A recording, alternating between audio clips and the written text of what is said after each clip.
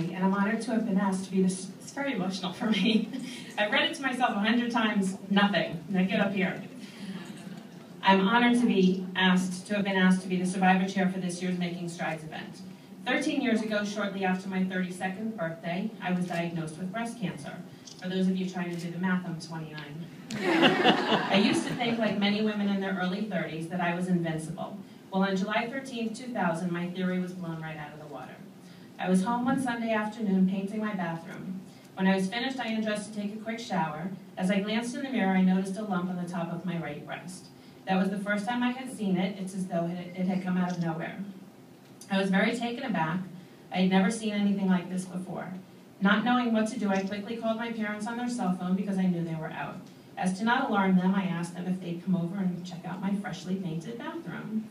When they arrived at my house, that's when I dropped the bomb. I showed them the real reason I wanted them to come by.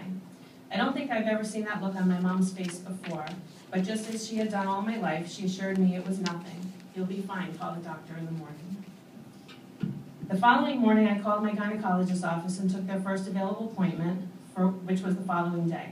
When I left my office that Tuesday afternoon for my appointment, I told everyone that I would be back in an hour or so. That hour or so turned into weeks. Another look that will forever be embedded in my head was that of my gynecologist while he was examining my breast. As tactfully as he was able to, he said, "I have no idea what this is," and he proceeded to refer me to an oncological breast surgeon. By the following day, Wednesday, I had met with the surgeon, had an ultrasound, a mammogram, and had been scheduled for a needle biopsy. I was told that I should have the results from the biopsy on Monday. I'm no pathologist, but this cancer must be very evident in a biopsy, because when my phone rang that Friday morning at 10 a.m., that was going to be the phone call that changed my life forever. It was Dr. Nymark, my surgeon. I can't recall the conversation word for word, but the one thing I do remember hearing is breast cancer. She told me that she wanted to see me in her office that afternoon at 2:30. In her own words, she said, "So we can all sleep tonight." I called my mother on the phone, and all I could seem to utter was, "I have breast cancer." She told me to get in my car and come to their house. Before I knew it, my whole family was there. My mom, my dad, my brother, my sister-in-law. By 1 p.m., we all piled into the car for my 2:30 appointment. I have since defined those hours from 10 a.m. that morning until we saw Dr. Nymark late that afternoon as the worst hours of my life. All I knew was that I had cancer, but I didn't know the extent of it. Had it spread? Was I going to die? I had never been so traumatized where I couldn't speak, couldn't think, and just couldn't function. Dr. Nymark took her time with us, explained everything, and answered all of our questions. I knew I was going to undergo chemo to shrink the tumor prior to surgery because the size of the tumor was so large. Had they not shrunk it first, they would have had to do a mastectomy. I'll never forget Dr. Nymark's parting words before we left her office that day. She said, "I know I'm going to make you cry again, but go out and get a wig." And she was right, I did cry. By Tuesday, I had chosen an oncologist, met with him and the research nurse, and had been accepted into a clinical trial. It was then that I learned that a clinical trial is not an experiment, but rather further research for a proven successful protocol. I remember so well leaving the oncologist's office that day with a big smile on my face. My brother looked at me and he said, "What do you have to be so happy about?"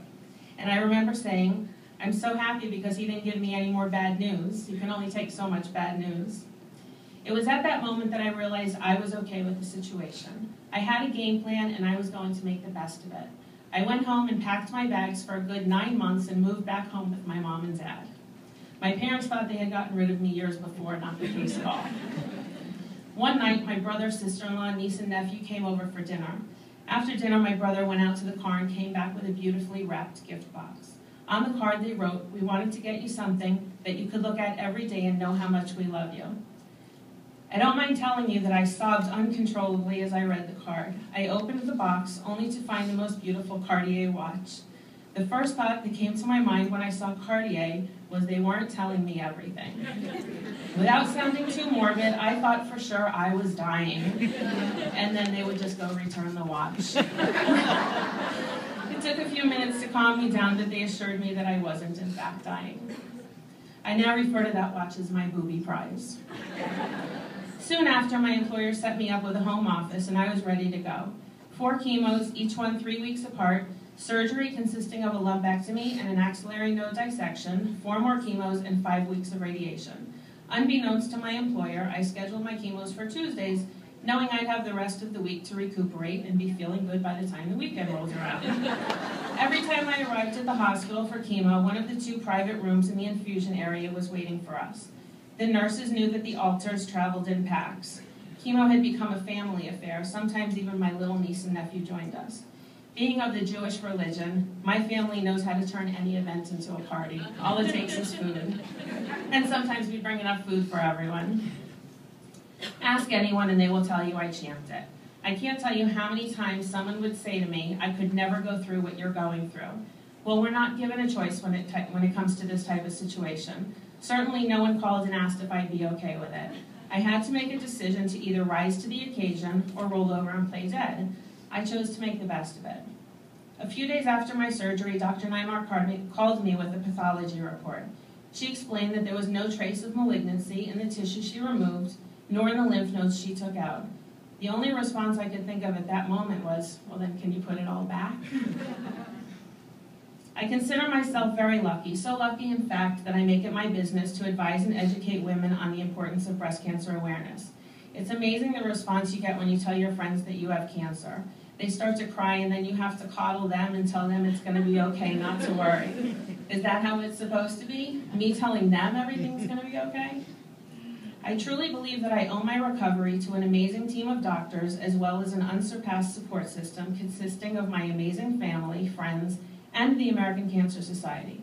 For those of you who do not know, the American Cancer Society is responsible for funding the research for the drug tamoxifen, which I took for 5 years to help prevent the possibility of a recurrence. They also have programs like Look Good, Feel Better to show women going through treatment how to wear a wig, how to wrap a scarf on your head when you have no hair, how to apply makeup, and so much more.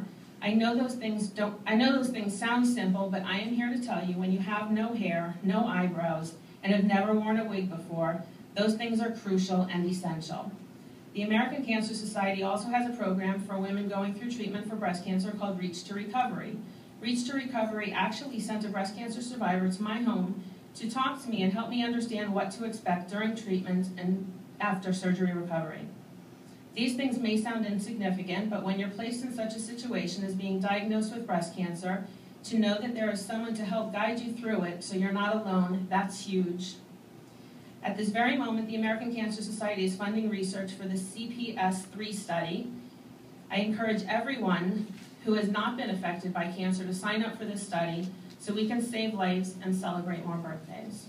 1 in 8 women are diagnosed with breast cancer. I used to joke with my family and friends and tell them that they have nothing to worry about. I'm the one in our group of 8. But unfortunately, that is not the case. 4 years ago, last January, my mother was diagnosed with breast cancer, and her diagnosis shook me to my core. When I learned that her cancer was referred to as triple negative, very aggressive, and not as easily treatable as mine, I was forced to think about what my life might be without my mom in it. I don't have to tell you what that did to me. Mentally, it was easier for me to deal with my own cancer than it was for me to deal with my mother's. After her diagnosis, it took a matter of moments for me to understand that even though she appeared to be my rock while I underwent treatment, that wasn't exactly what she was enduring on the inside. Today, my mom is fine. She's as beautiful and vibrant and healthy as ever, sitting right there. And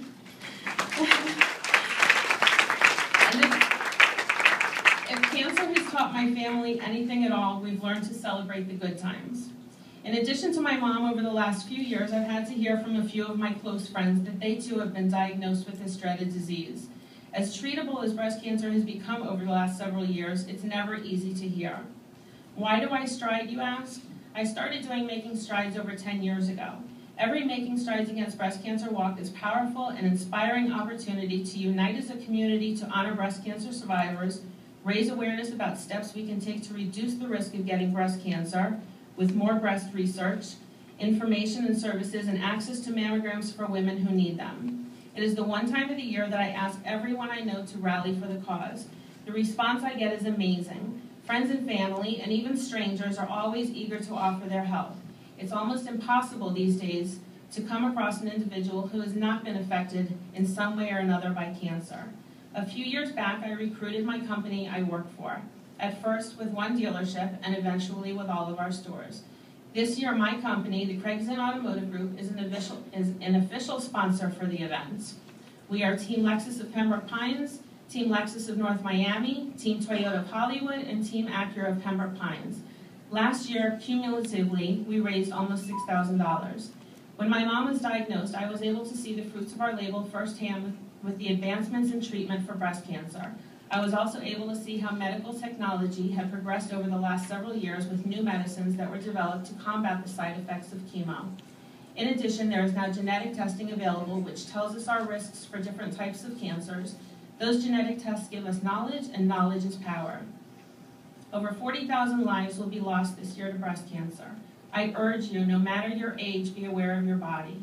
Do your self-exams and go for your mammograms when you're supposed to, because I'm here to tell you that cancer does not discriminate.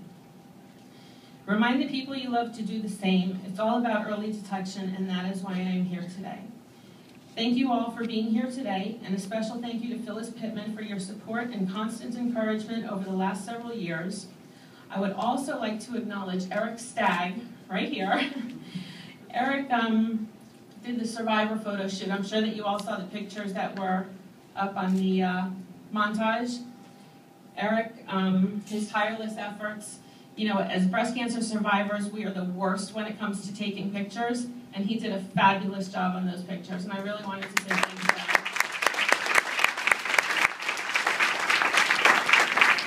And right now, I would like to invite all breast cancer survivors to come up on the stage.